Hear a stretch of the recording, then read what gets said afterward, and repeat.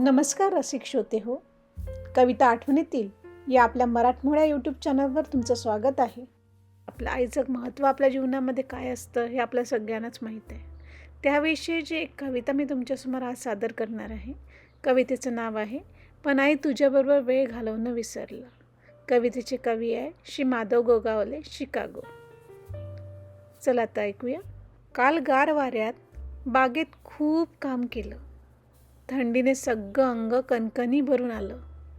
संध्याकाळी लवकरच गरम अंथरूण गाठलं. आई गेल्याचं माहीत असूनही आई ग तोंडातून आलं. लहानपणातील असलाच भयान थकवा आठवला. आईचा प्रेमाचा हात कपाळावर फिरताना आठवलं. हुलग्याचं गरम गरम मांडगं आई भरवताना आठवलं. मऊ मऊ तूप आणि साखर घातलेला भात. आई तू एक एक घास मला प्रेमाने भरवलं. तुझ्या निस्वार्थ मायेचं सगळं डोळ्यासमोर आलं. पण आई तुझ्याबरोबर वेळ घालवणं विसरलं. सणासुदीला घरी आल्यावर माझ्या आवडीचे पदार्थ तू मला आल्या आल्या मोठ्या ताटात देत असे. खोबरं आणि खारीक मला प्रेमाने भरवत असे. इस्त्रीच्या घडीचे कपडे व्यवस्थित घालून मला नटवलं. मित्रांबरोबर खेळण्यात जाण्याची माझी चिडचिड सोसली. मित्रांबरोबर छान छान नवीन कपड्यात मी मिरवलं. पण आई तुझ्याबरोबर वेळ घालवणं विसरलं. खेळणं, दवडणं, बागडणं, ऐटीत मिरवणं केलं.